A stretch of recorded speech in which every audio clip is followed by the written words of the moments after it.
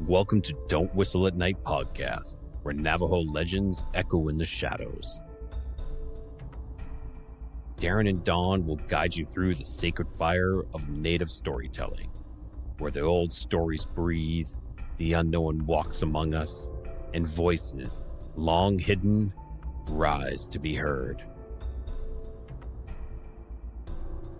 And remember, don't whistle at night.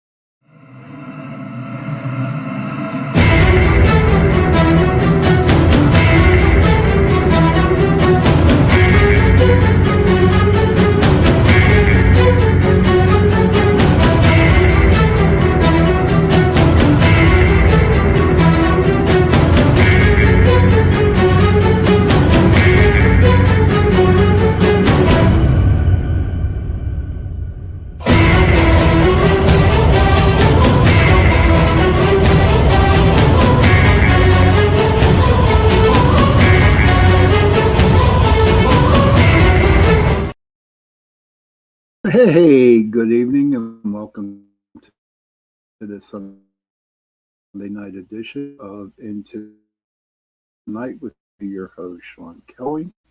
I want to thank you, Talk Radio 105.3, 107.7 New Orleans, allowing me to give you Sunday nights from 8:10 to 10:10 p.m. and Tuesday nights from 8:10 to 9:10 p.m. So tonight is a 2-hour show. Hey, Kevin. Hey, that girl. How are you? How's life treating you? But, I don't know. It's been a weird week. It's been a weird weekend. It's just like one of them blah days, blah weeks, blah weekend, you know?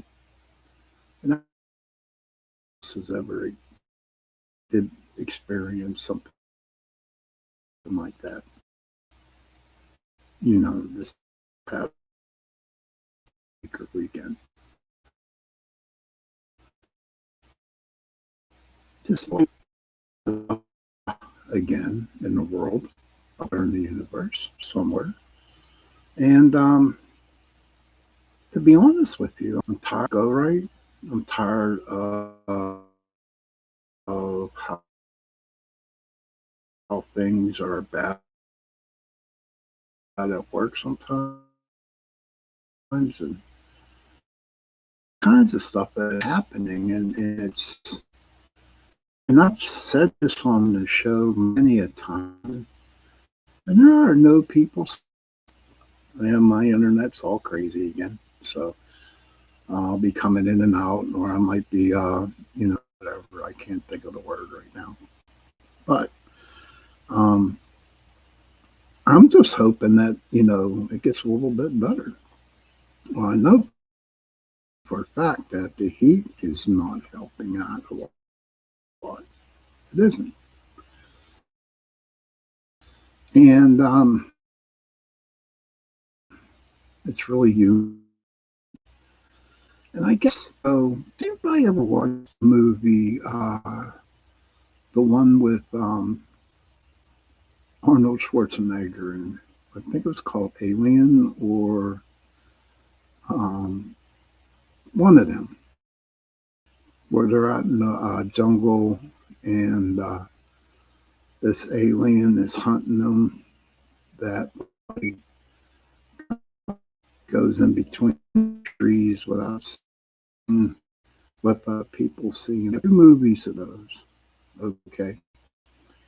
And and it all stems around, the movie partake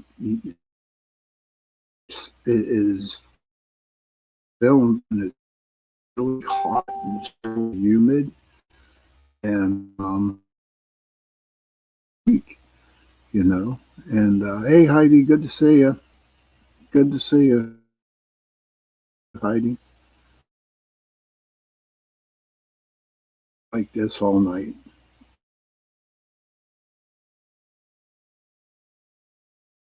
You know, it's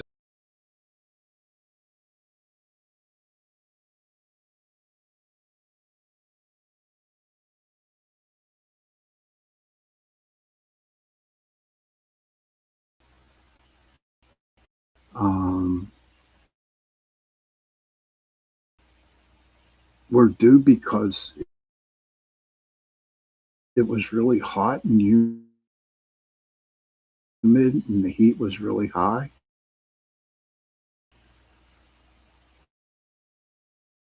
And and so I'm thinking about that today. Okay, I'm thinking about that, and it's just like the movie from Predator, you know, um, and people, there's a lot of predators going around. That might seem weird, but that's what is going on in the brain right now. Think about it, everybody. This heat is ridiculous, okay? You know, and so, but that's where I'm at right now. I'm in that Predator movie right now. Different type of show. It's called the Chit Chat Show, okay? And I want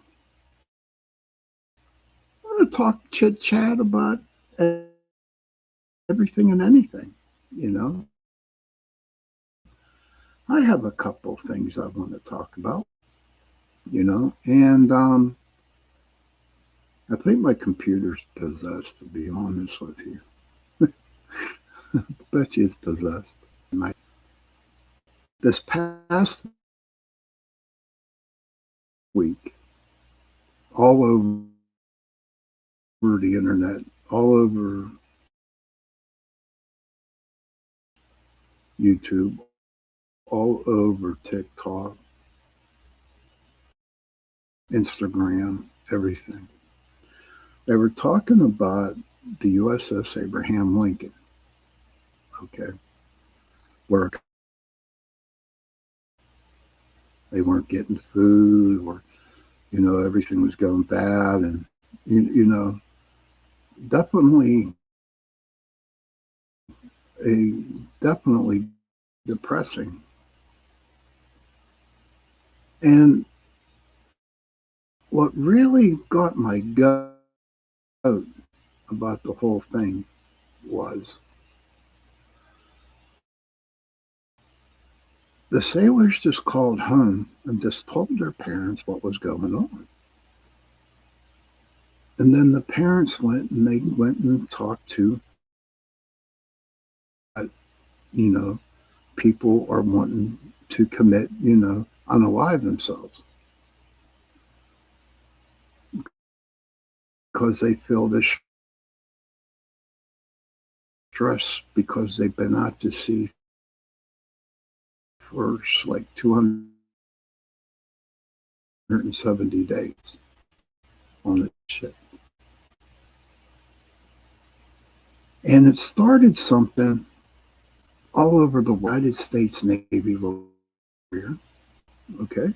I was on one, USS Independence.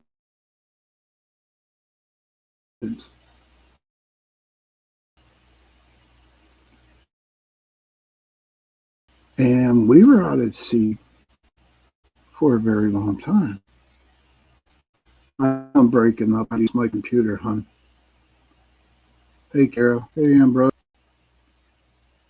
Sorry about breaking up, but for some reason, Heidi, all week long, it's been like that. Oh my gosh, get that. Oh my Lord. You're going into Dana and boom. Okay, you're gone. So look at that. Seriously, what that dude just said. It's crazy. It's unreal. I wonder how many others they go on and talk shit like that. So, a weekend now. So I was on a carrier back in 1983 to 85. I was on another ship, you know. So I did 4 years and 30 days. And back then, okay, back then, we didn't have cell phones on the ship. No one in the Navy had cell phones that I know.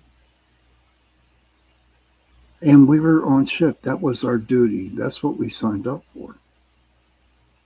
Okay. Now, I'm not saying that it was all peaches and cream. It wasn't. Okay. When you're out at sea,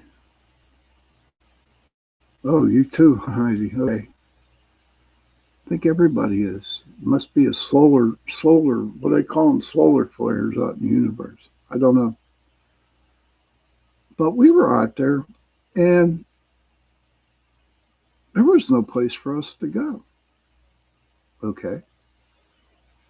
And if our ship was ordered to stay out there for a certain period of time, then we did it.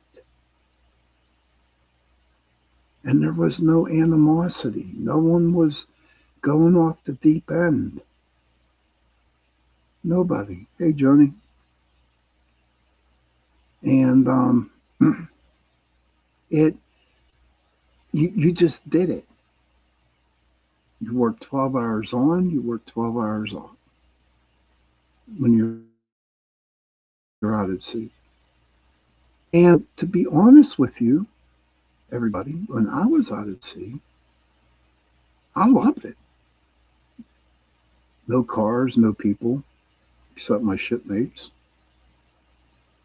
Didn't have to worry about paying the bill. I got 3 meals a day,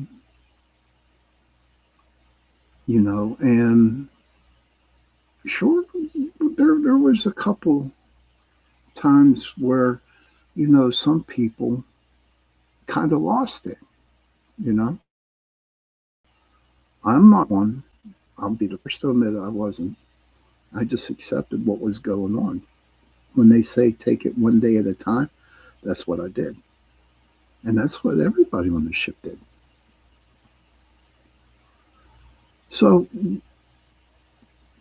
I'm just hearing this and I'm just shaking my head. It's because a lot of people who were in the military, and I'm not just talking Navy, I'm talking Army, Marines, people who served in the Iraq War, Vietnam War. Please don't ever forget your Vietnam vets. And it just got me, it really struck me the wrong way. How a news agency could just take a story that a mother has written or a family member written to them and just broadcast it all over and making the Navy giving it a bad mark, a bad deal. For everybody out there that don't know what goes on in the carrier, okay, there are people on board that carrier. There are chaplains. There are counselors. And you have your own shipmates that can help you. Okay? That can help you. There was no teasing, there was no mockery. There was there was some fun, jagging around with each other. But who doesn't do that? I can guarantee it on the Abraham Lincoln, the USS Abraham Lincoln, that there are 2 or 3 different chaplains on board that could help you. Because they sit and they talk, and then they listen to you. That's where you grieve. And if it gets to the point, I've seen it happen when I was in, where it gets to the point where, hey, I can't deal with this today. I'm really having a hard time with this deployment. And then eventually you go to a counselor, and then eventually it goes up the chain of command, and there's that chance that they can put you offshore somewhere so you can get back home. And oh, look at that. Oh, I froze. And then you can get discharged with honorable under medical. But for people that are on the Abraham Lincoln that are having, and they say that there was 10 people that tried to unalive themselves. Hey, Dolly, good to see you, hon. There, 10 of them were unalive, and 1 actually jumped, but they actually got them in the ocean. They got them.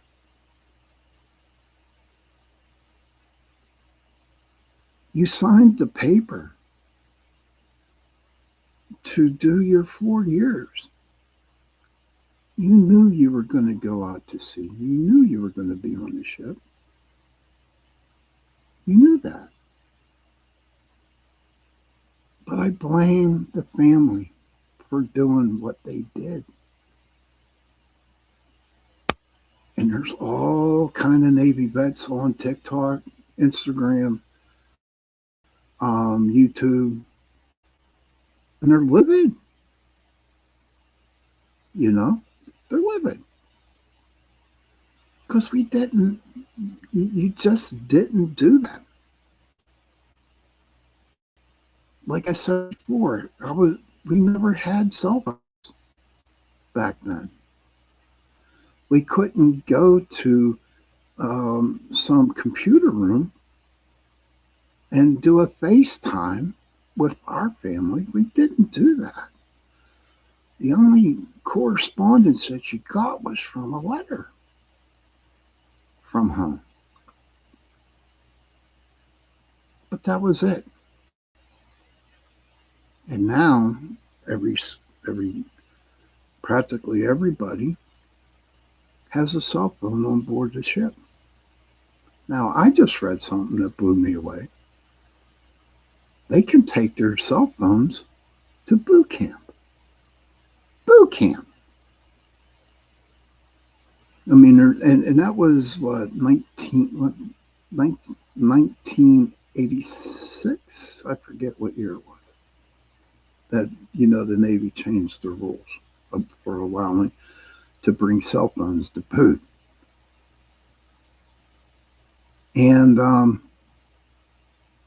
but they don't use them every night where they can go on their apps or whatever. I mean, they're only limited like 10 calls for 6-8 weeks that they're in.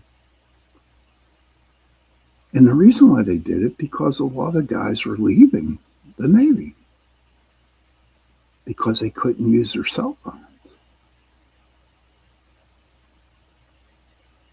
And I'm like, what the hell?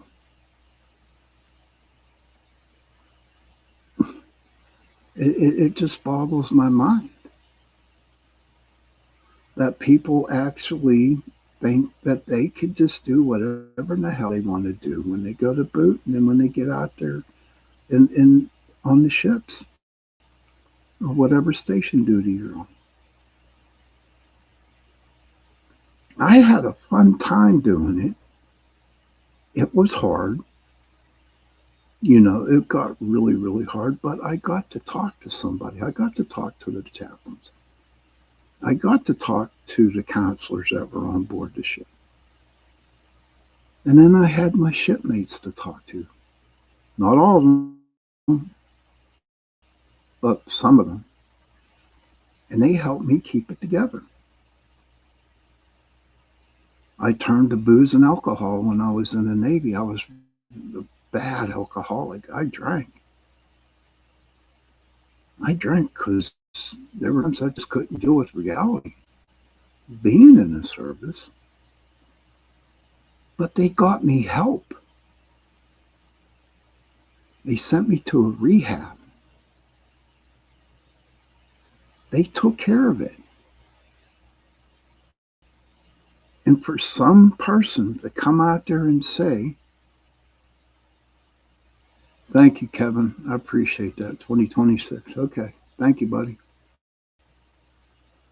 But for somebody to go to CNN or MSN now or whatever, saying that they're being mistreated and because they haven't pulled into a port. Well, I'm going to tell you what will happen, because there is another carrier going over to relieve the Abraham Lincoln. So when the Lincoln starts going home, if they pull into a port, when you pull into a port, it's usually 2 to 3 days. You pull in. And then you got people who are standing watch, who are doing their duty, that can't go off leave. So they split it. Half go off one day, half go off the other. Stays on the ship. And when you get out, you can't stay overnight in a place at a certain time. So out of 3 days, you might be able to get 12 hours of being on shore. Then you got to do it all over again. Protocols were nice. I went to many nice places. Okay. But I knew that we were going to be leaving. So we made the best of it. Which comes down to the mental health of things. I don't know if I'm going to be kicked off or they're going to shut me off when I talk about mental illness. But it's tough. I got mental illness, and I'm not afraid to say it. I have depression. I have all kinds of others going on with me. And I try to get the help for it. And sometimes there's no help. They send you to a psychiatrist or a psychologist, and they'll listen to you, and then they'll write down whatever's going on. And then they'll pull out this big ass pill book. Okay, this is what he has. What pill do we give him? And before you know, you're on like 7 or 8 different pills just for your mental illness, your anxiety, your depression. All I wanted at one point in time in my life, when I was in real heavy depression. One time I just wanted somebody to listen to me. Johnny has it. And I just wanted somebody to sit and listen to me talk. And that's what I need, but I never got that. Part of it's my fault because I didn't really go out there to look for somebody to talk to.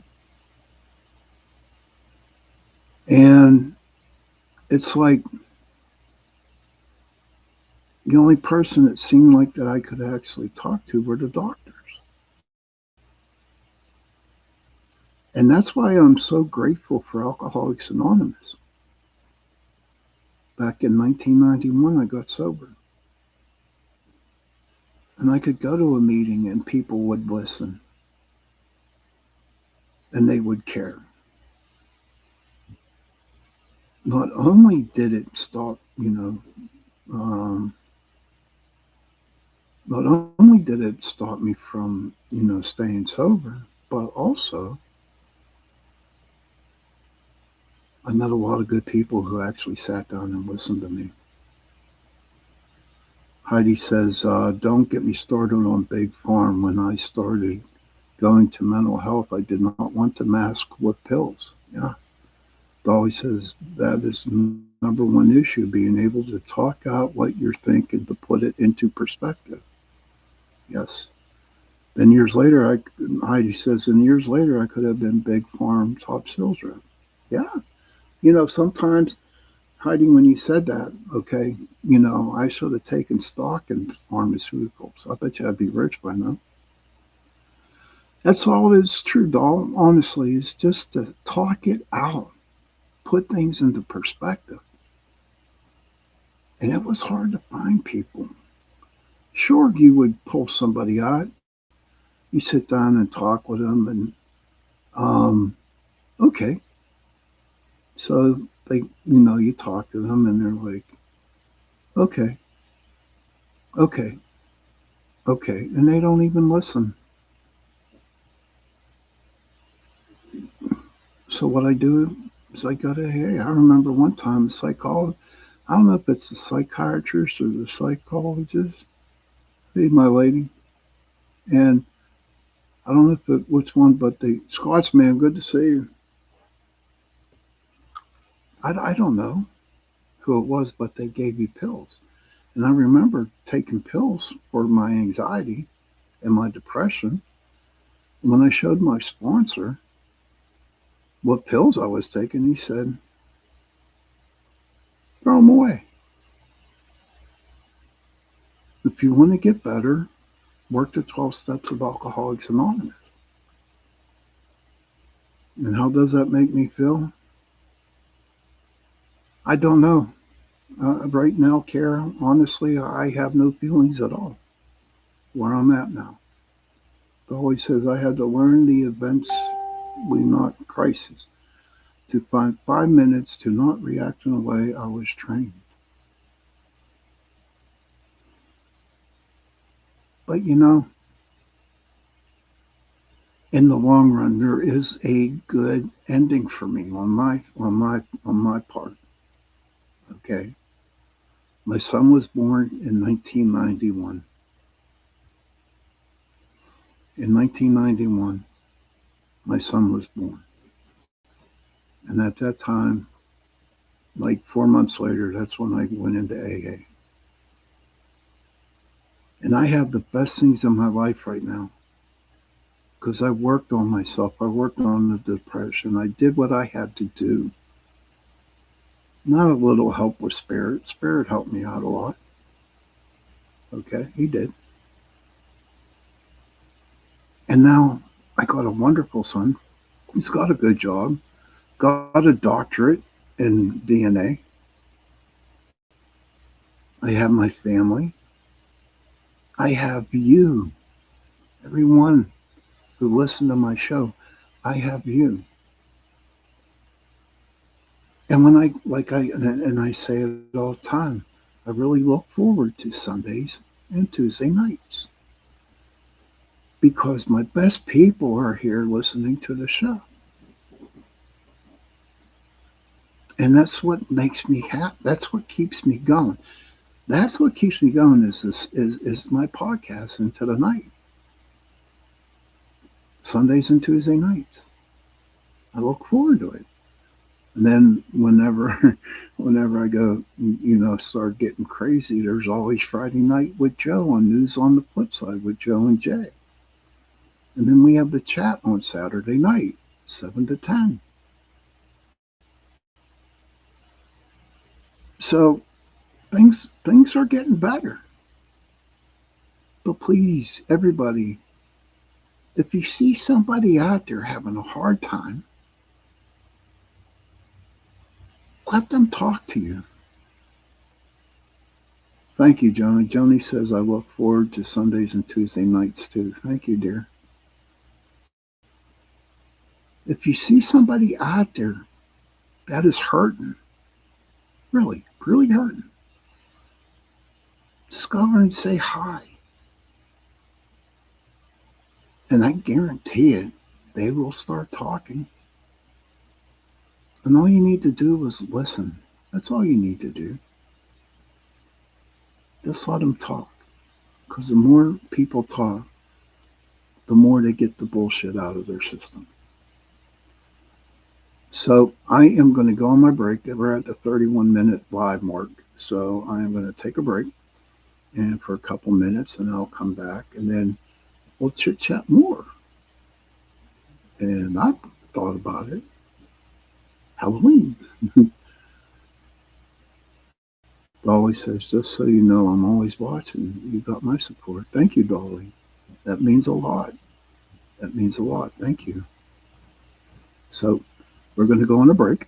And when I come back, we're going to talk about numerology, Heidi's favorite and everybody's favorite.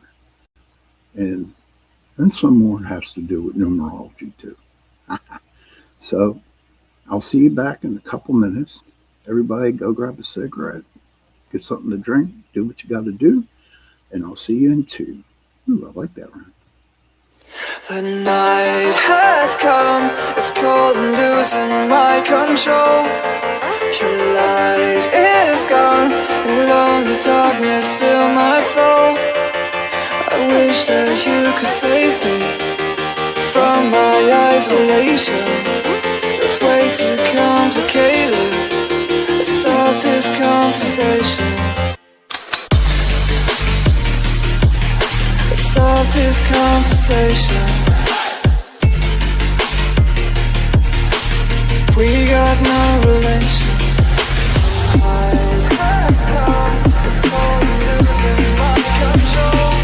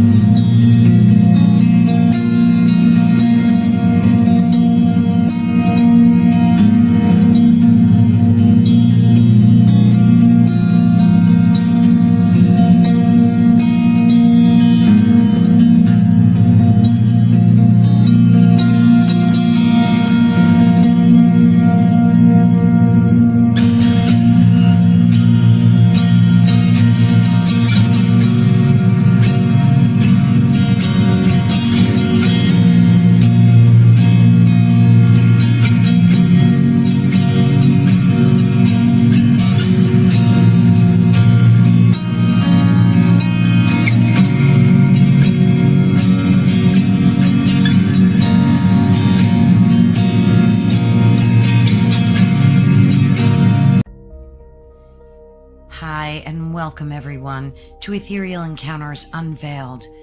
Today we are broadcasting live on the United Public Radio Network and the UFO Paranormal Radio Network, 105.3 on the Gulf Coast and 107.7 FM in beautiful New Orleans.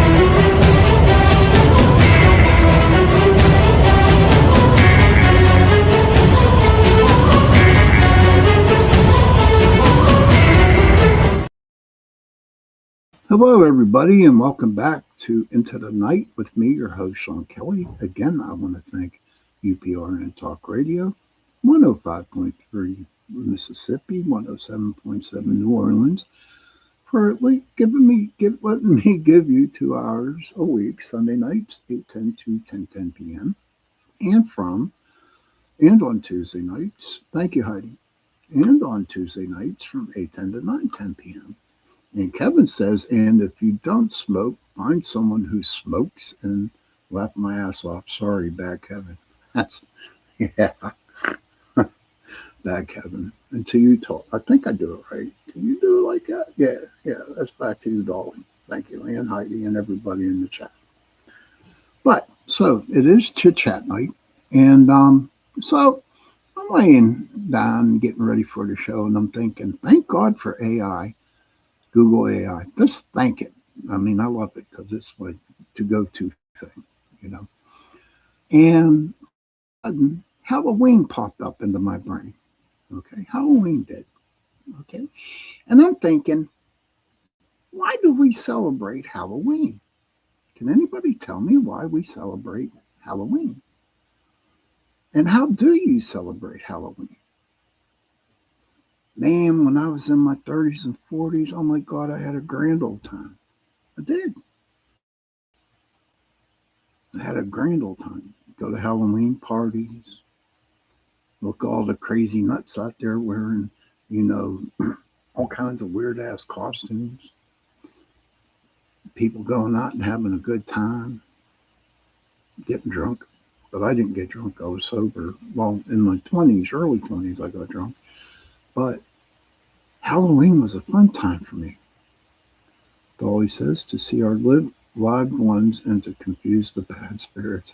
Yes, so true, Dolly, so true. But Halloween is celebrated because it combines an ancient Celtic harvest festival with Christian holy days, evolving over 2,000 years into a modern day for costumes, treats, and community fun. Oh, Cherie says hello, Dolly. Um, Ancient roots, Sam Hain or Sam Hine or salmon. I'm not making fun of it. I just have a hard time, saying the word. The roots mark the end of the harvest and the start of winter. The Celts believed the wall between the living and dead thinned on October 31st. I believe, everybody, that there is no more um, thin layer. I think it's gone. I think it's gone.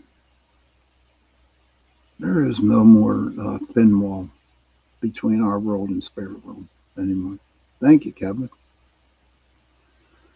And they say people lit bonfires and wore costumes to scare away wandering spirits. Maybe back then. Veil, what veil? That's right, Kevin. What veil? There ain't no more veil. There was back then, but now with all the craziness going out there in the universe, it's like, nah, not no more. But another reason why I brought up Halloween too is because in my store that I work at, they put up the Halloween candy. Can you believe that? It's August and they put up Halloween candy. Dolly says there is a thin wall, is humming that has list abilities to see it. Okay. Thank you for sharing that, Doll. Appreciate that. But they put out Halloween candy in my store already. And it's August. Do you and you guys can answer this question? Yes, humanity. Yeah. Do you believe that Halloween is just a making money holiday for candies and that? Cherise says, I hope I'm pronouncing that right. Cherise, I hope I'm pronouncing that right. I see a lot of things in my mind's eye. Yes. Holly says, it's only the middle of August and they're already starting with the pumpkin spice. Don't get me there with pumpkin spice. Honest to God. Oh, Holly, you struck a nerve. I think pumpkin spice is the nastiest tasting thing in the world. put it in coffee, you put it on donuts, you put it in cakes, you put it, oh my God. And don't worry, right up, probably all the way up to New Year's, I'll be saying, the hell with pumpkin spice. I can't deal with that shit. That's nasty. It's a nasty tasting, but that's my opinion. Dolly hates it. Cool. The spooky season for Heidi. Yes. No pumpkin spice here. Oh, okay. You are essentially two names, Charles and Reese. Okay, thank you. But oh God, no pumpkin spice. Especially when it comes around Thanksgiving, they really pile it on. I'm like, oh my goodness. Oh, so the church. This is the religious part of it. The church created All Saints Day on November 1st to honor saints. The night before became All Hallows Eve, which later turned into Halloween. Hey, Face the Eight. How are you, sir? Thank you for popping in, man. Good to see you. And old customs mixed with new religious practices over the centuries. Well, when I was, okay, hold on now. We got some more stuff going on here. Now, the modern traditions, the Irish and the Scottish immigrants brought these customs to North America. Do you know in Ireland they did not use pumpkins? They actually used turnips. Trick-or-treating grew from older European traditions of begging for food or treats. Yeah, and what's wrong with that? There ain't nothing wrong with not begging. Get dressed up. For us during Halloween, what we pass out microwave popcorn. If you want a nice, decent treat to give somebody, give them popcorn, microwave popcorn. They love it, man. Even the parents will go after when they're out with 3 or 4 of their little kids trick or treating and they're trying to keep up with them. You gotta give them one. Kevin says it's hilarious to see the pumpkin spice lovers versus haters.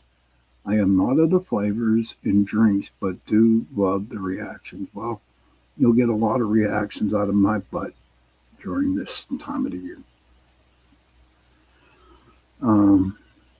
So like that became the specific of trick or treating. Go not begging for food. Now focus on parties, candy, scary stories, and carving pumpkins. Ooh, Dolly says, I used to make popcorn marshmallow balls. Ooh. Maybe when I was a youngster, maybe I think I had a couple of them, but now my sugar, diabetes, they'd have to jack up my diabetes medicine for that, but it's okay. Metformin, that's what I did. Oh, Joni, come on now. Joni loves that pumpkin spice latte. Oh, Lord. I still love you, Joni. You're a Pittsburgh girl. But if you like pumpkin spice latte, then drink your pumpkin spice latte. That's okay. My teeth. Yes, absolutely. And it says, yeah, jack-o'-lanterns were made from turnips. And I said that, which is true. So it's like Halloween is the greatest, to me, is great. It's and I really enjoyed it before I got into the spiritual side of things. I did. Yes, we are old buggers. We are. Yes.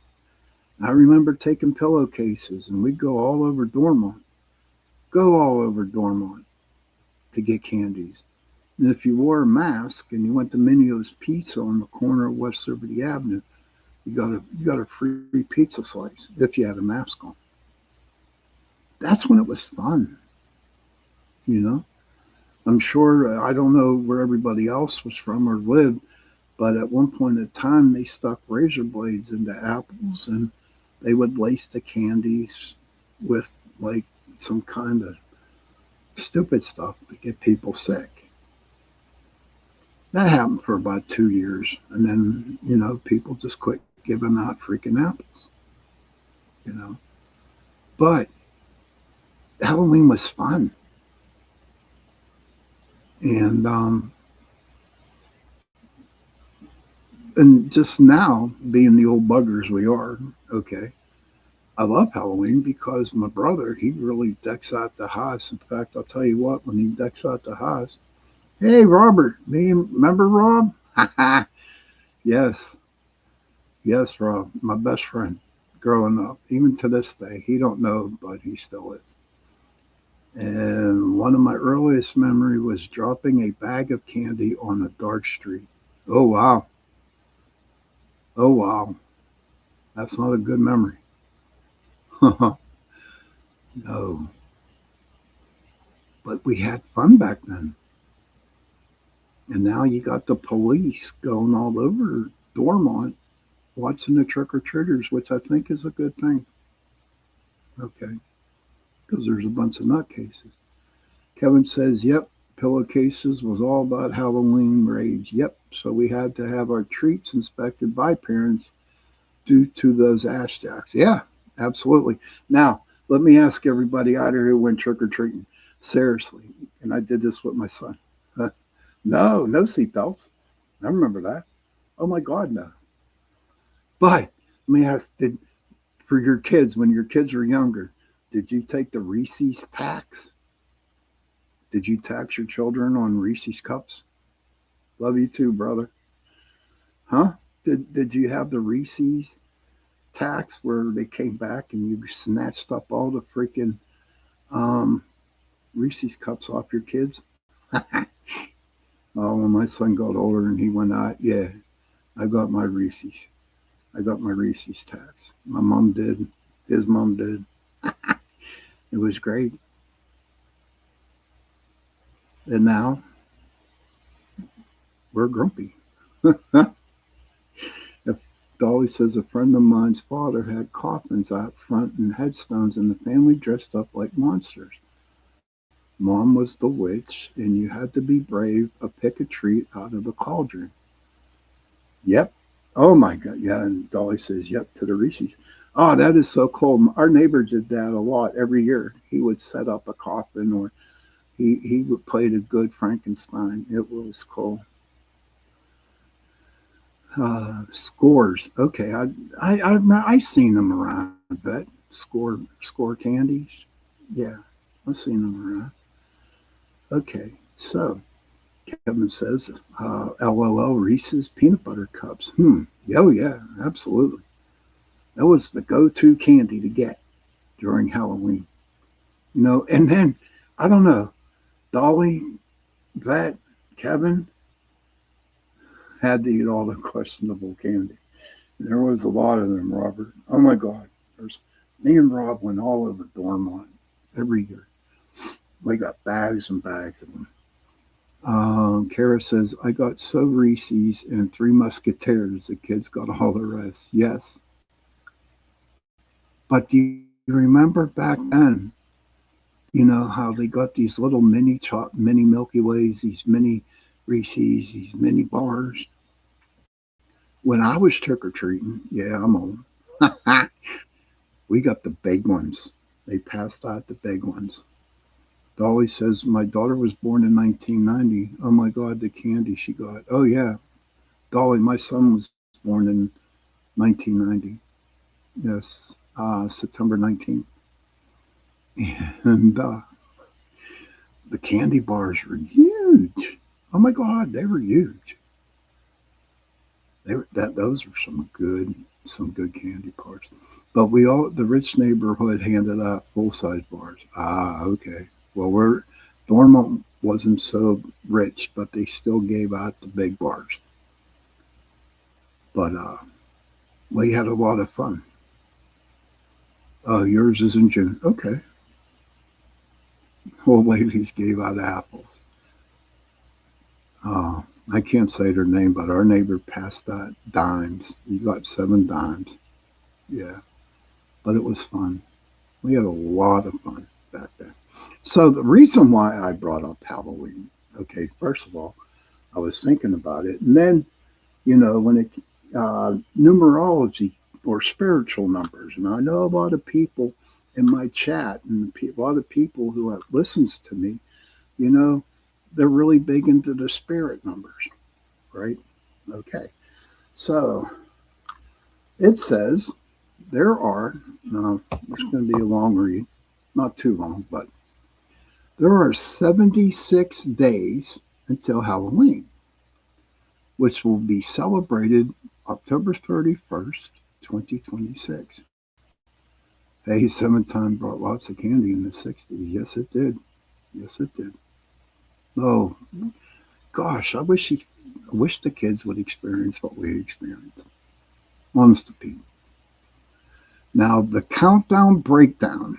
Okay, so we got 76 days until Halloween, which is on Saturday, October 31st, 2026. Weeks remaining 10 weeks and 6 days. Total sleeps 76. Total hours roughly 1,824 hours. Now, okay, so here we go. So I looked under the spiritual numbers for, you know, um, so the first thing that really caught my attention, was the hours. Okay. And I just subtracted 2 hours here, but the spiritual meaning of the number 1,824. You're already hiding, you're gonna like faint when you see this, when you hear this. In fact, everybody is going to. It blew me away as I read it. The angel, as an angel number combining the vibrations of 1, 8, 2, and 4, it blends messages of new beginnings, personal power, balance, and hard work to build a stable foundation for your goals. Now, the breakdown of the digits: number 1, fresh starts, self leadership, motivation, and creating your own reality through positive thoughts. Okay, side note, it's 702 and have 27%. Okay, all right, I'll look that up later, I promise. Number 8, personal power, inner wisdom, abundance, and the universal law of cause and effect, karma. The number 2, balance, harmony, faith, trust, and serving your deeper life purpose. Kara said, I just realized I can start decorating for Halloween now. You sure can. Oh, I know you weren't, sweetie. She wasn't trying to interpret. I know you weren't, babe. Number 4, diligence, determination, practical application, and building solid foundations with the help of the archangels. The always like number is 9. Mine's 8.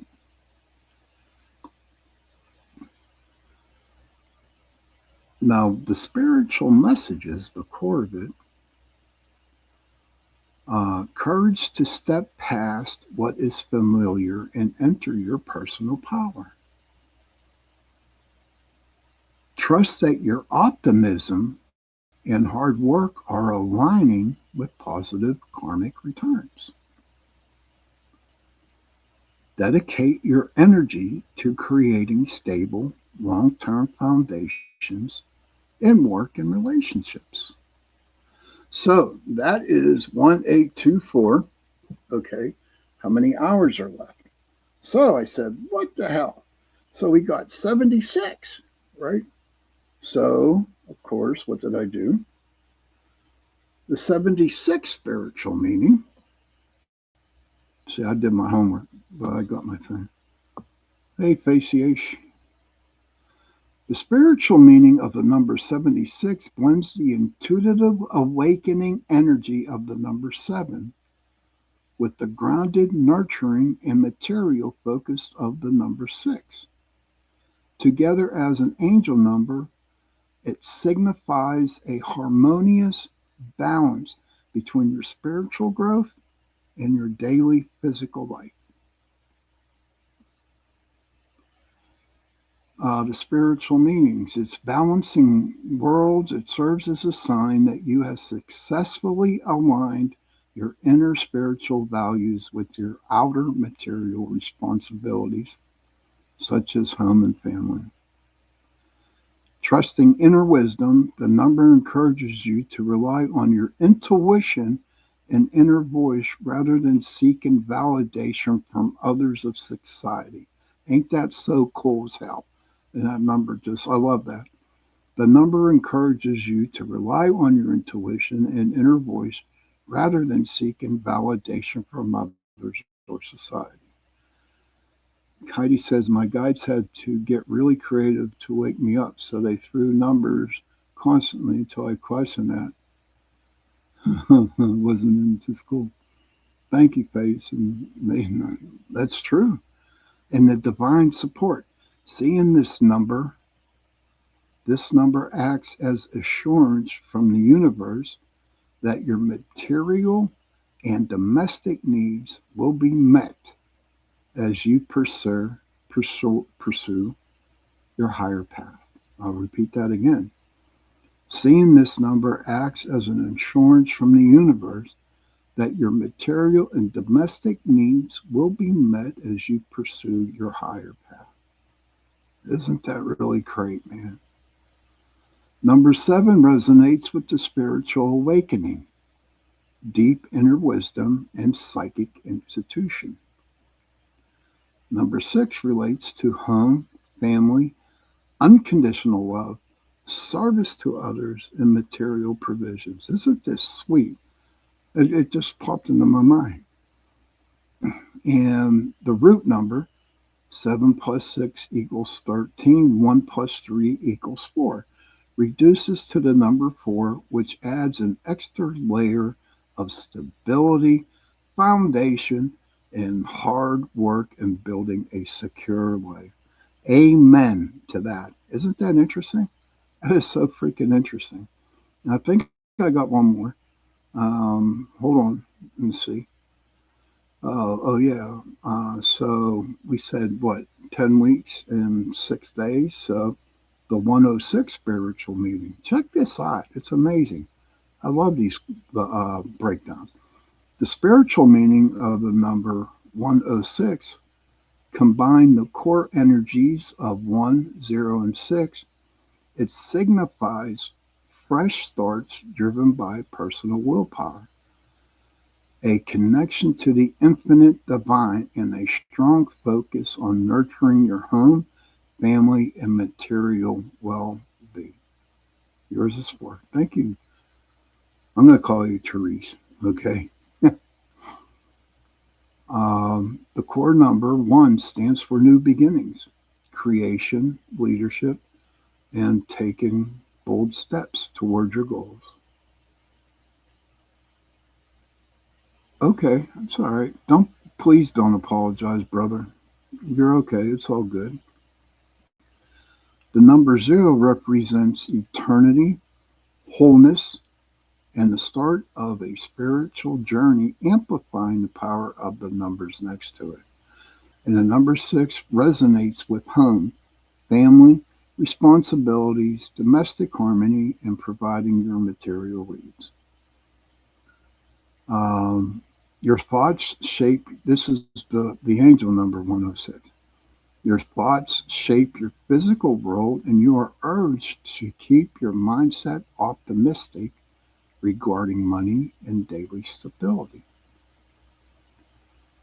Expect new and unexpected opportunities that will help sustain your life and answer your needs. And the last one is focus on creating a peaceful, supportive environment for your loved ones while honoring your inner spiritual path. I thought that was interesting when I started reading this, and that's why I brought up that. But Heidi Face says, awesome. Heidi says, my number has always been 3. I'm a life past 6. In my 9th year, love the 369 sync too. Your 9th year astrology. Huh, interesting. But we are at the 1 hour mark, and you know what that means. It's time to take another break. Okay, so go to the bathroom, smoke a cigarette, do what you got to do. Let pause out if you need to be out. And say a little theory. That is Sean. I'm blown away by at times.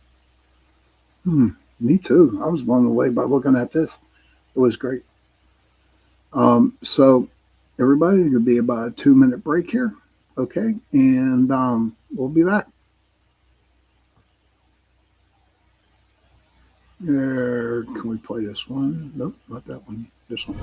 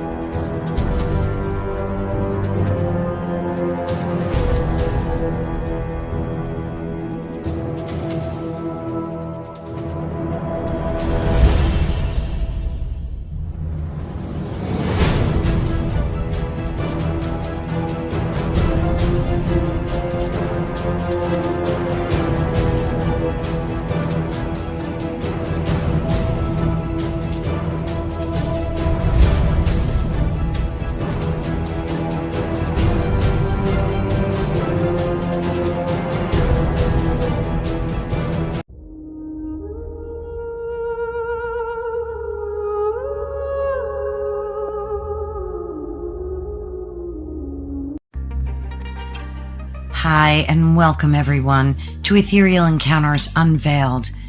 Today we are broadcasting live on the United Public Radio Network and the UFO Paranormal Radio Network, 105.3 on the Gulf Coast and 107.7 FM in beautiful New Orleans.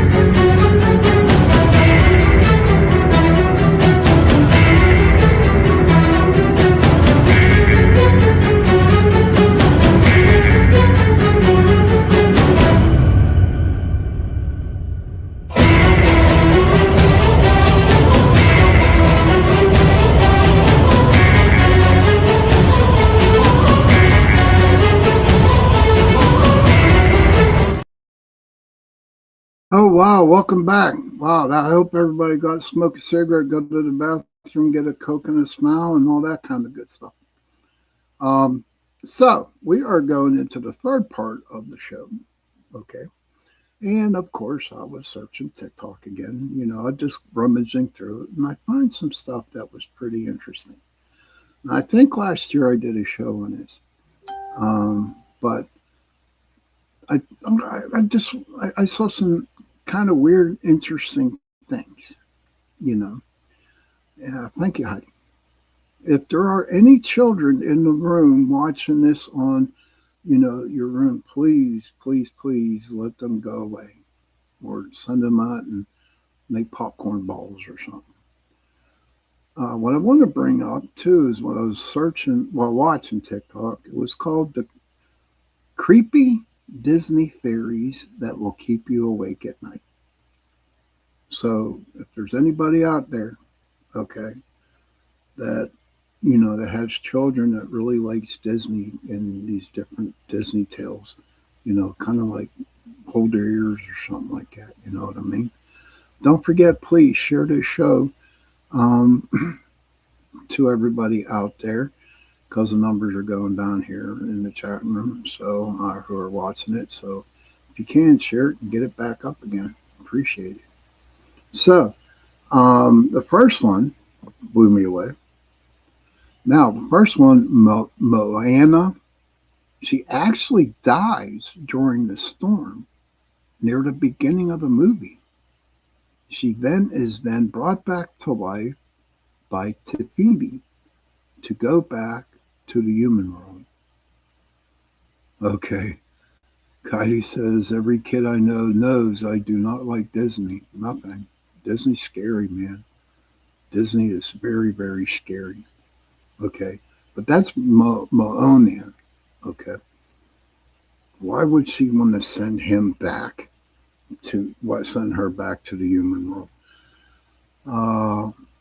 Heidi says, I've always thought something was up with the whole crew. I agree. Seriously. Now, here's craziness. I've watched this when I was young. We all watched this when we were young. Okay, now as you get older, you realize, holy shit, these things have different meanings to them. So, Winnie the Pooh. Winnie the Pooh. The main characters of Winnie the Pooh all represent a mental disorder. For example, Tigger had ADHD, and Eeyore has major depressive disorders. And I think Piglet with other kind of stuff. It just, and when I read this, I got really mad. I was like pissed. I was like, you know what? I've been watching this all my life, and it's like, I did not believe that. Then as I looked on and, I actually saw the cartoons, I'm thinking, hell, that's craziness. And it's all true. The prince who woke up sleeping Beauty didn't know she was alive. Why was he kissing a corpse? Now, there's another thing about this. Sleeping Beauty was actually dead. She died. Okay. And this is another angle at the ending. And so the prince who came to Sleeping Beauty was actually an angel. And what he did was he gave her a kiss and she woke up, but it wasn't her body that woke up, it was her spirit that woke up. And at the end of Sleeping Beauty, you see the white castle out there in the white clouds. And I truly believe that he was actually taking her to heaven. But isn't it amazing? Isn't it really crazy and hard to comprehend that the people who wrote Disney, I mean, just, did they really know what they were talking about when they wrote the stories? Did they really know that, Winnie the Pooh, that ADHD with Tigger and with Piglet and Eeyore, Major, did they know about it or did they just write it? That's the question I'd like to know. Did they know what they were writing? But I guess you can take anything that you read and you can kind of miss and screw whatever that word is. Oh, those were known. Okay, thanks, doll. But could you take a story that was written and medically known? Okay, thank you. Um, thank you very. I'm glad you said that, Dolly, because it just like really kind of like blew me away. All those years I watched Winnie the Pooh, and I didn't realize it was all about all kinds of mental stuff. Kind of confused me there. Kind of got me mad, to be honest with you, Dolly. It did. Kara says, I think they wrote Pooh like that one on purpose. Okay, it's very possible. So back when Pooh was written, then I guess everybody knew, or a certain amount of people only knew about mental illness. And it was crazy, and they never explained it to us back then, but now we do know. Do I still like watching Winnie the Pooh? Yeah, I do. Do I get a better understanding of Winnie the Pooh now? I sure do. Is it going to stop me from watching Winnie the Pooh? No. And I'm 64. I still watch Winnie the Pooh. By the way, everybody, I'm going to throw this question out here. Okay. What was your favorite Disney movie? What was your favorite Disney movie? You could share it in the chat room. That would be like so cool. I'll tell you what mine was when Lady and the Tramp. That was the best Disney movie ever. Lady and the Tramp. Kara says might have not known it was a disorder, but maybe they knew people with those assumptions. That's possible. Heidi says Fantasia. Never saw that one, Heidi. I was so stuck on Lady and the Tramp.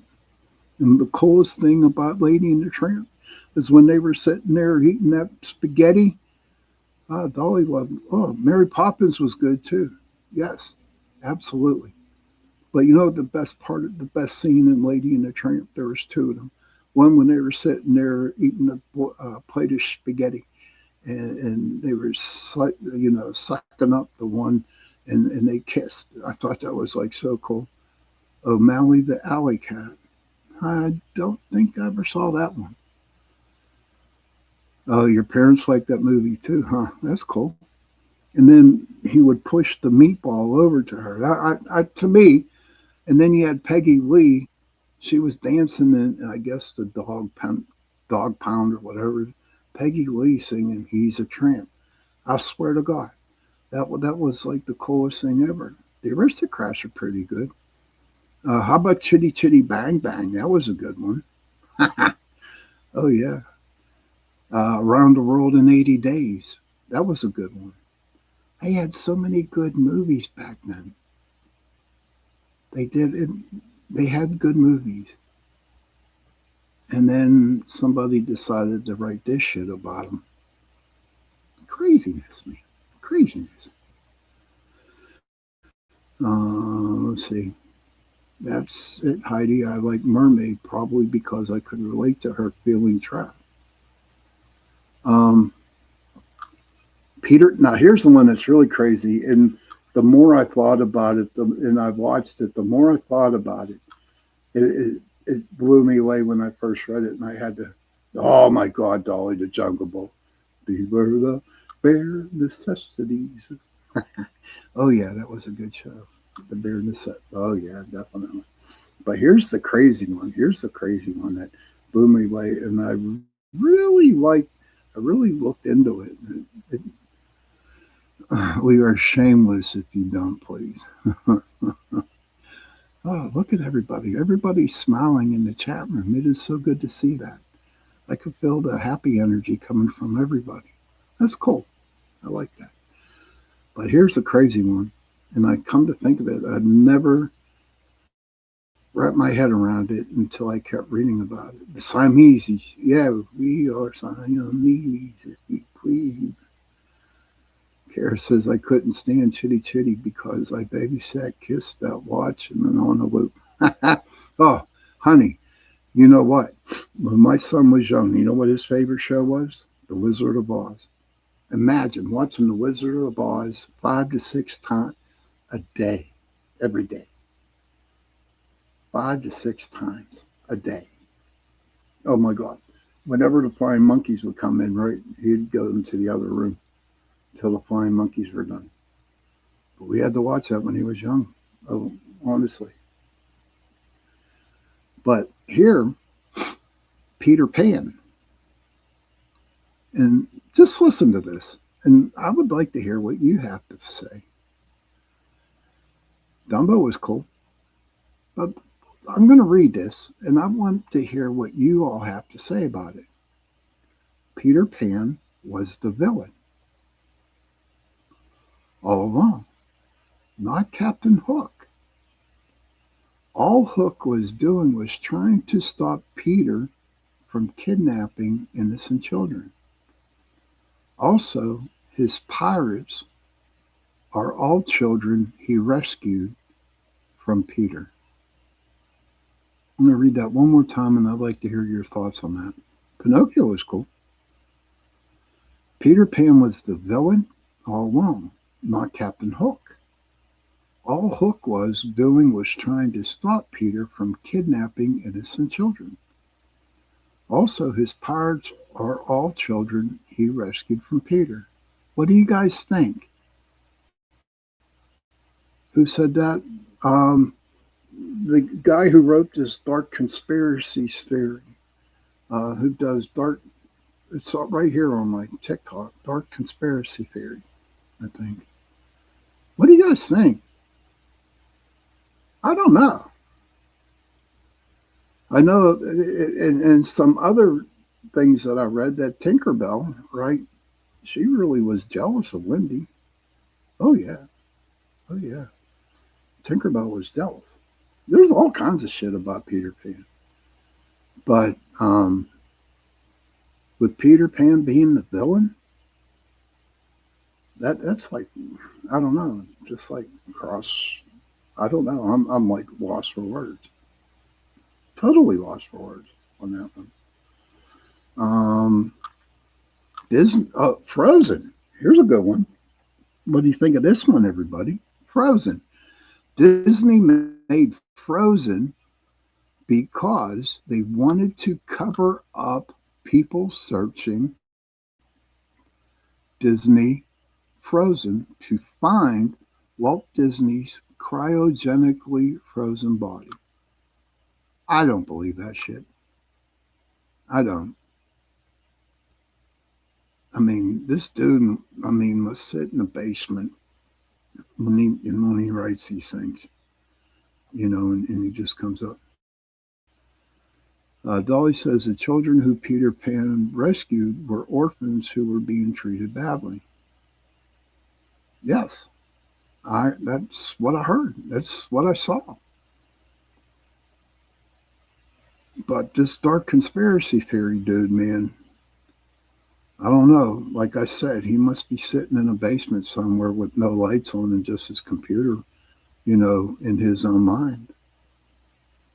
But we all know, okay, we can't judge people, especially on my show. You just can't judge them because that's what they want. His head was put in cryogenic containment. Yes.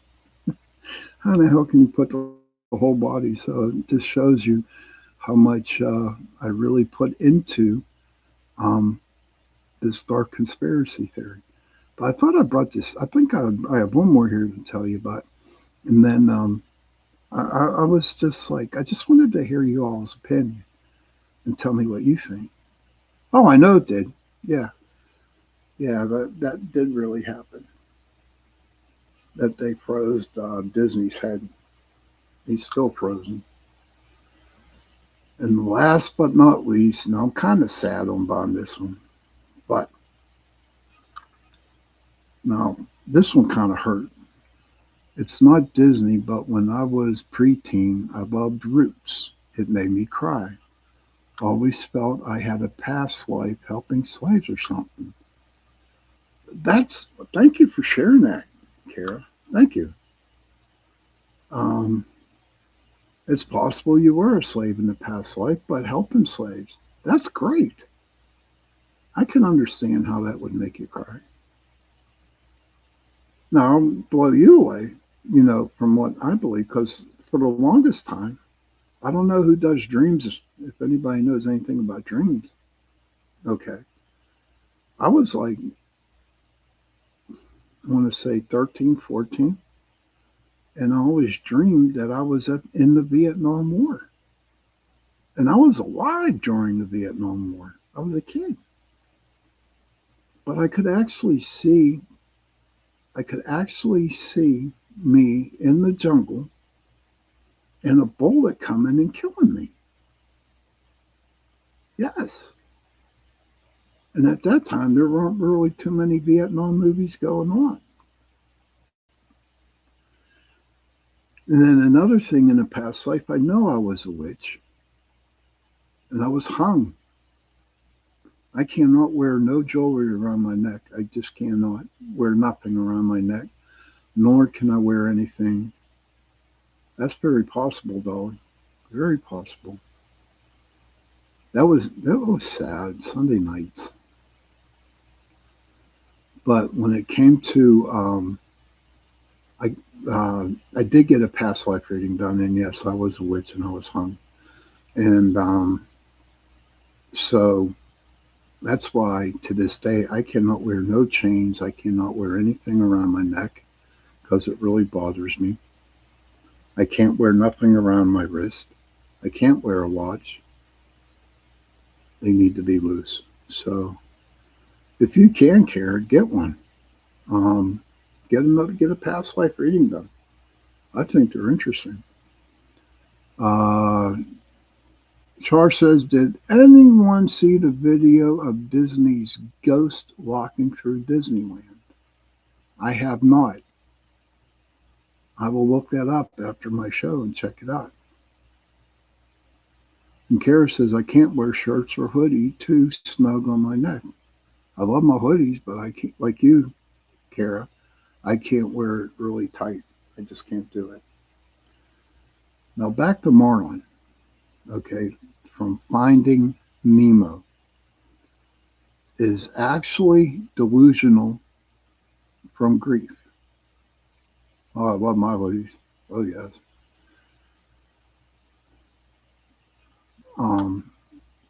The barracuda ate his wife and every egg. Nemo is a hallucination that manifests his grief and his journey to find Nemo. Is actually a metaphor for finding himself again after experiencing loss. Nemo means no one in Latin. Oh my God. That's sick. That's crazy. I'll read it one more time. Marlin from Finding Nemo is actually delusional from grief. The barracuda ate his wife and every egg. Nemo is a hallucination that manifests his grief and his journey to find Nemo is actually a metaphor for finding himself again after experiencing loss. Nemo means no one in Latin. I'm dumbfounded. I was like, damn. And I like Nemo. I did. I like that one. So my brother, he used to give out food, at Costco's. Costco's is not a business that is on my show. They do not. I just said Costco's, and it means nobody. Ah, that's cool. Thank you, Dawn. When I was in high school, I was going to be a priest. Everybody, I was actually going to be a priest, and that's what we taught. We were taught in ninth grade. I got kicked out, but we had to learn Latin. and German. Latin's hard. It really is. The only thing I can say in Latin is the Hail Mary and the Glory Be. They drove that into our heads. But the whole thing behind all this shit that I just read and all the other stuff they say about Disney and even cartoons and stuff like that, there's something really wrong with these people. But I can't judge them. I don't know how people can come up with things. I don't know how they can come up by just looking. You know, there's many more, but I won't bring it up for a while because it's kind of crazy. And it's sometimes, and I'll be honest with you, when I read this stuff, I had a hard time wrapping my head around it. Okay. It always says, read Homer's Odyssey about Nemo. Okay. I will. And, okay, one last question before we go into the last break. And then we're going to do a quick break, come back, and we'll talk a little more, and then I'll give the reading with the cards. Kevin, thank you for pulling the animals for me. I appreciate it, man. That means a lot, dude. It really does. So this last question I'm going to ask everybody, what was your favorite horror film?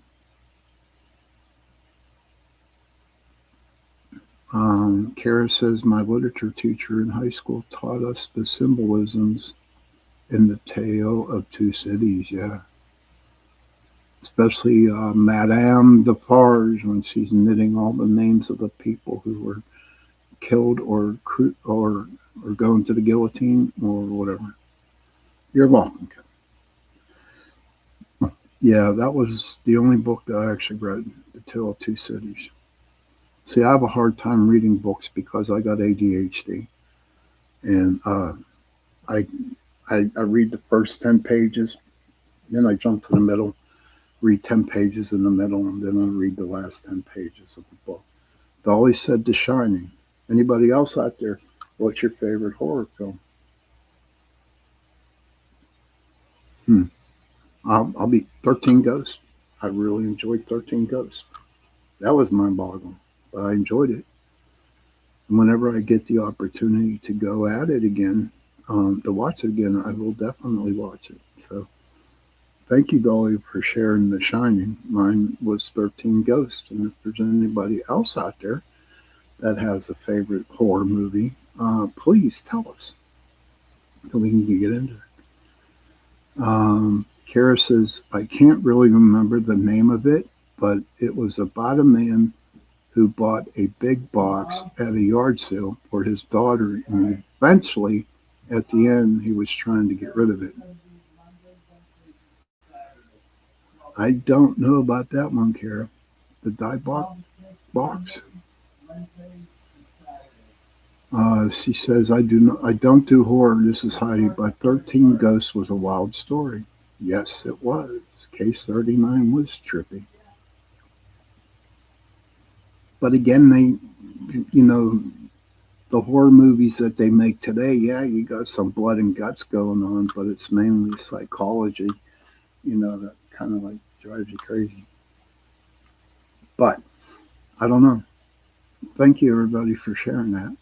We're going to do one more quick break, come back, wrap up the show, and then I'll get into the reading. Okay? So I'll see you in a couple minutes.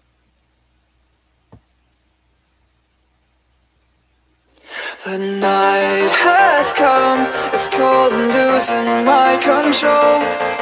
Your light is gone, and lonely darkness fill my soul.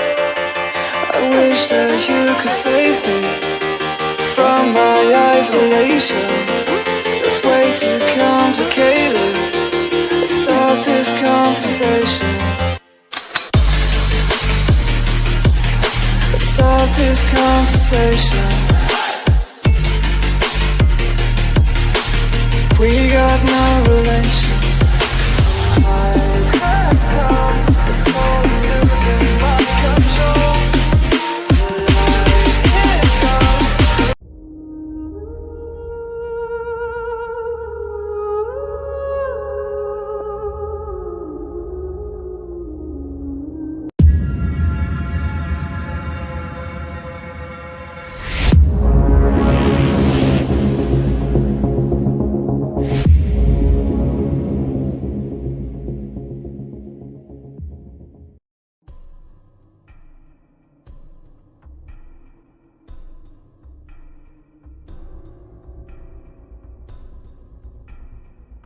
Welcome to Don't Whistle at Night podcast, where Navajo legends echo in the shadows. Darren and Dawn will guide you through the sacred fire of native storytelling, where the old stories breathe, the unknown walks among us, and voices, long hidden, rise to be heard. And remember, don't whistle at night.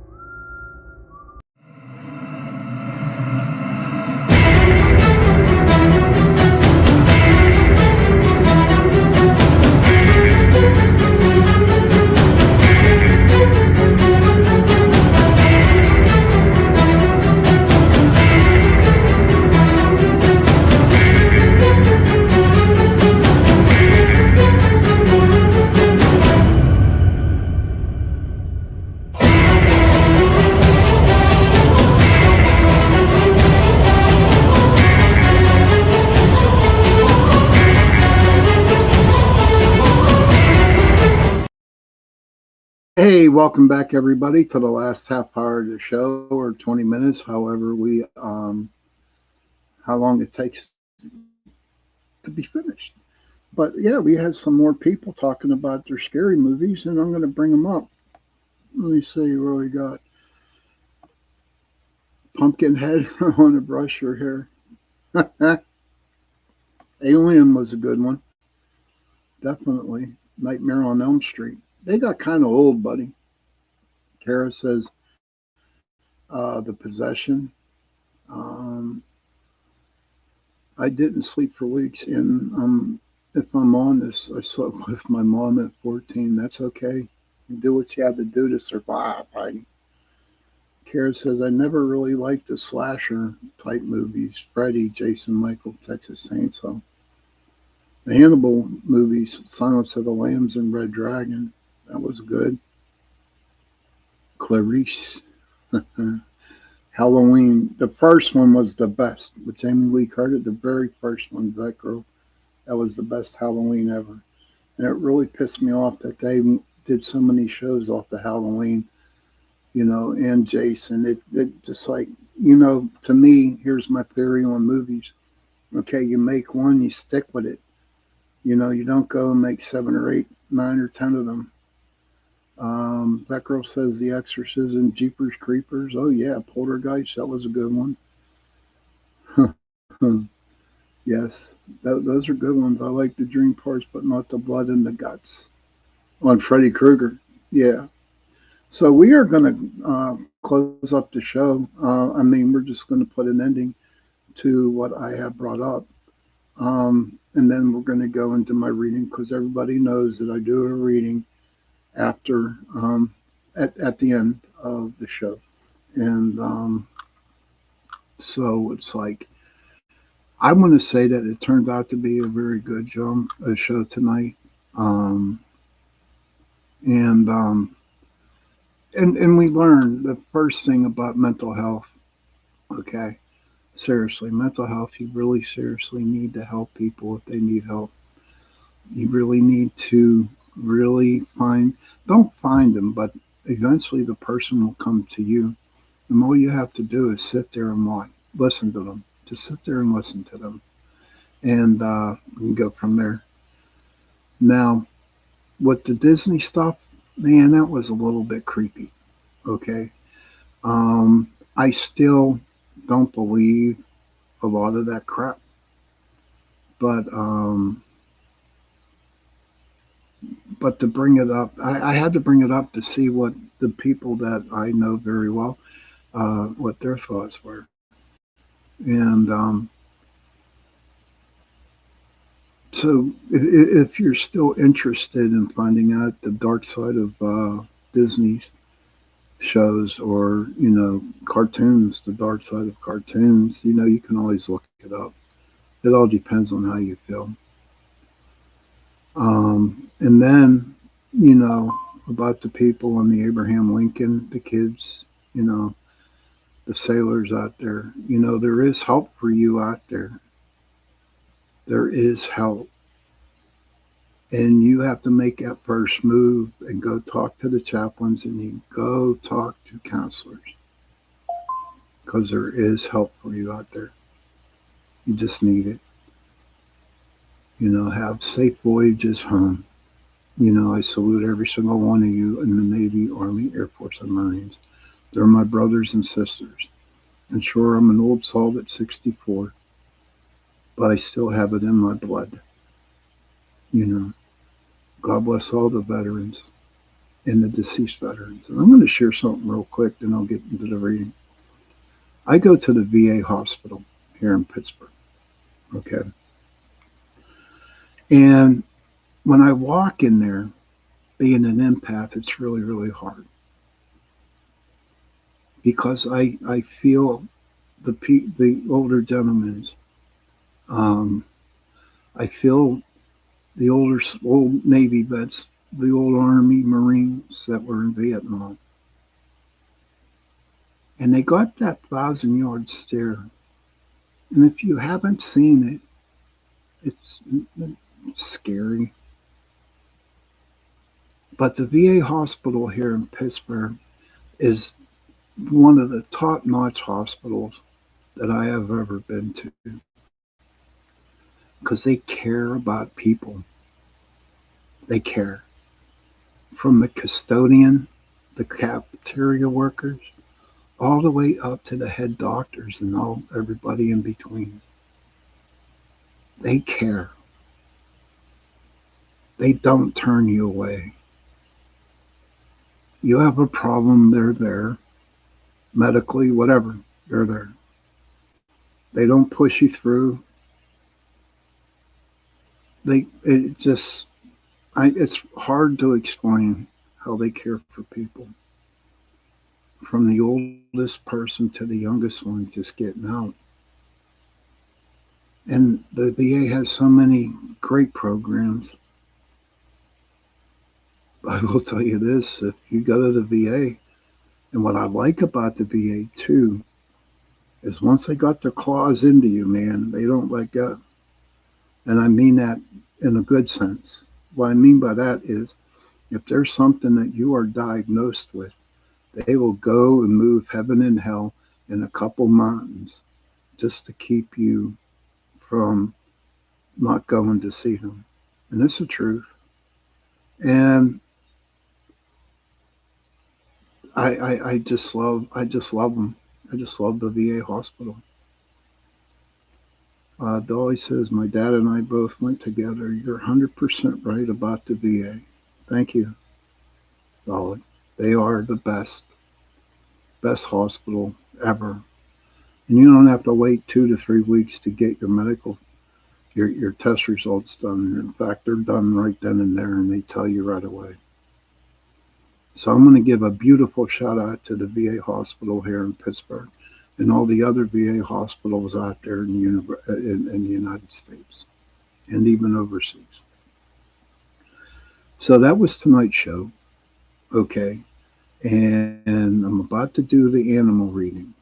And for people who don't know, the first time coming to the show, okay, or listening to the show, I do, at the end of my shows, I do an animal medicine card reading for everybody. And when I read them, when I pull them, I don't use the definitions, what I see in the book. Okay. I pull a card, and what I pick and feel from the card is what I tell you. Now, this reading could be for everybody. This reading is not for everybody. If it's for you, then I hope it helps you out a lot. And if it doesn't, just keep coming back to the show and we'll get another reading in. So I'm shuffling the cards. Okay. As you can tell, I'm shuffling the cards. And wherever this reading is going to go, it's going to go to. And I don't know where my mouth is going to go or what I pick up or what I see. And I can guarantee it, I'll probably pick up, because I've been drawing a lot of animal cards lately and I've been picking the same animals. And I kind of feel bad that I do that because it's like I don't shuffle, but I do shuffle. So whatever pops into your brain, whatever comes up is going to come up. One card might mean one thing that day and then could be meaning another thing in another day. But if you really want to get into it, okay, honestly, everybody, if you're out and about and you're driving around and a rabbit runs in front of you, look up that rabbit, write it down on a piece of paper or mentally. And then when you get home, look up the rabbit and the spiritual meaning behind it. And I can guarantee you what you read about the spiritual meaning about the rabbit, it will be fit, right? It will be right in the path that you are walking in right now. Okay, so here, I just shuffled them, cutting them once, cutting them twice, cutting them 3 times. All right, here we go.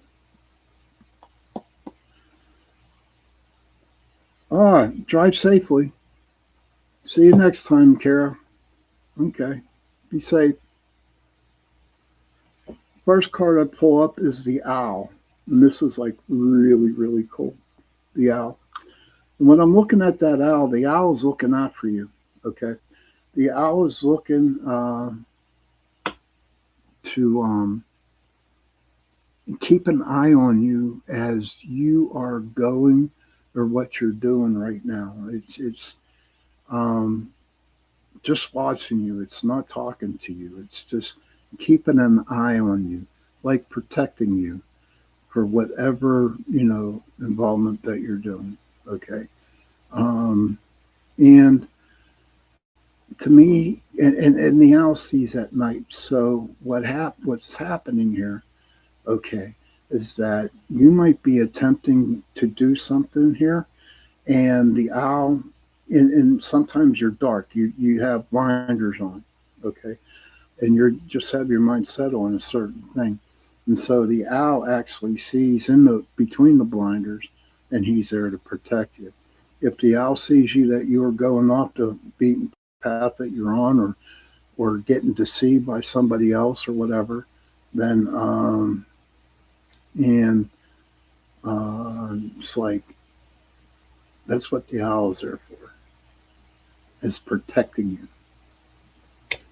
Then I pull in the badger. Okay.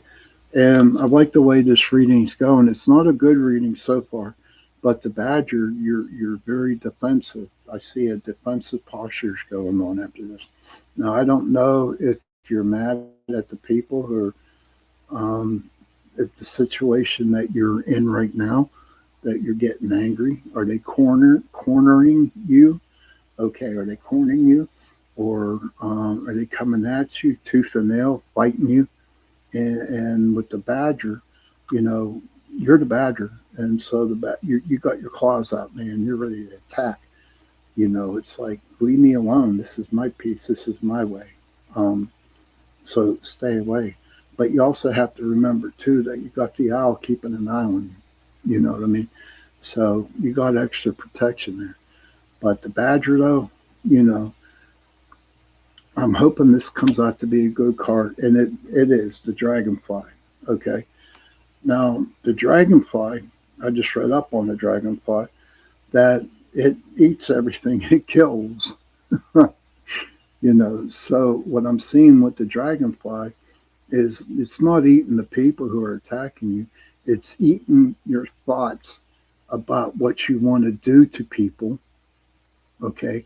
The harm you want to do to people because they're affecting your life today.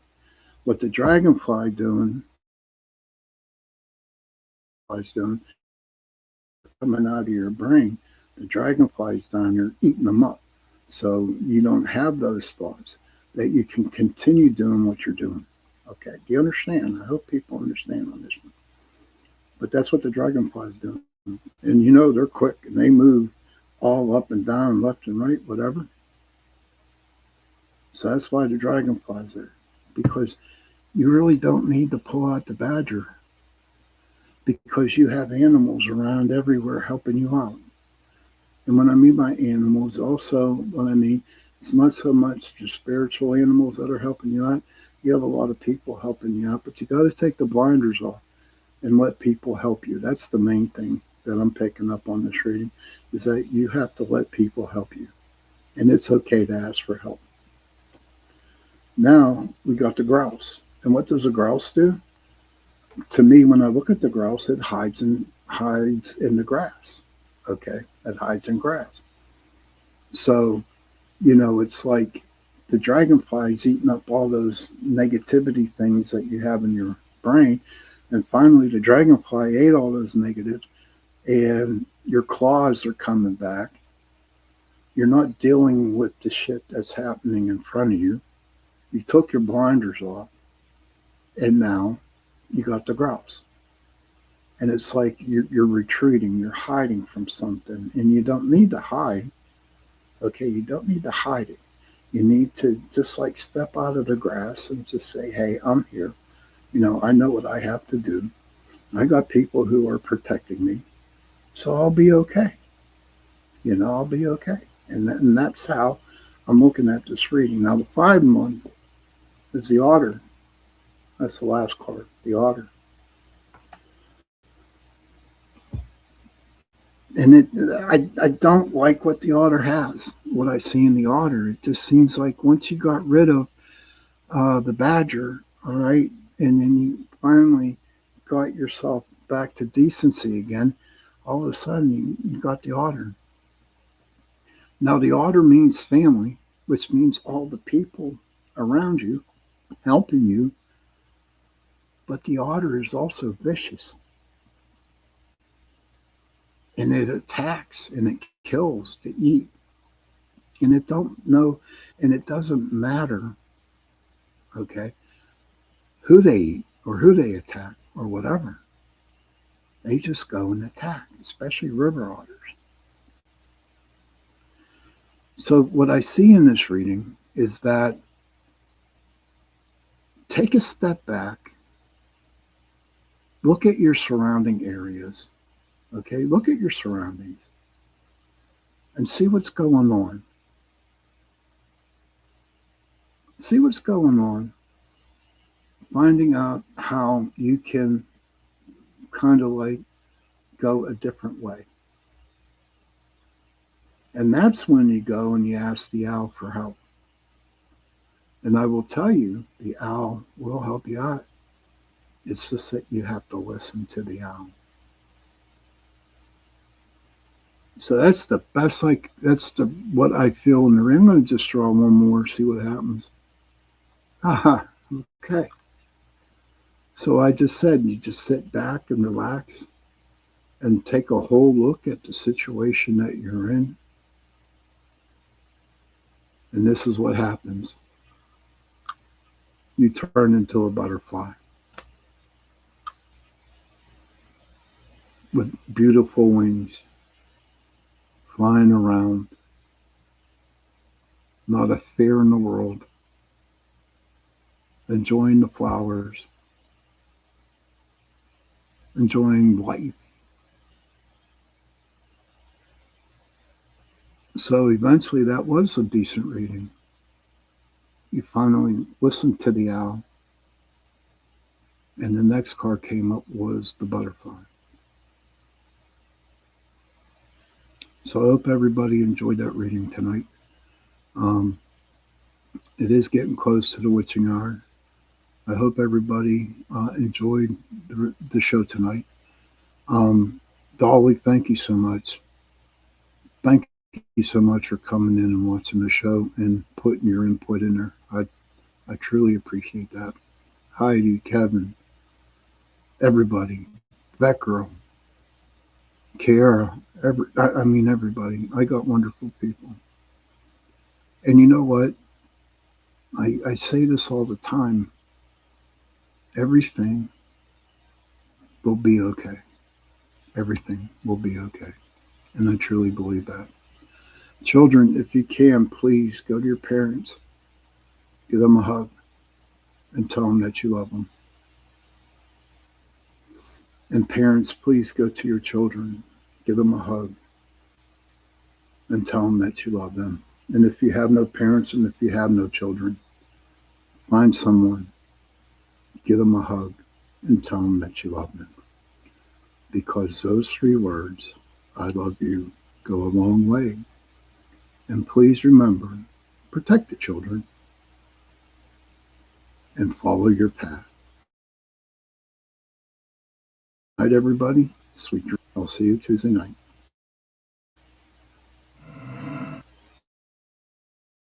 Oh, come on.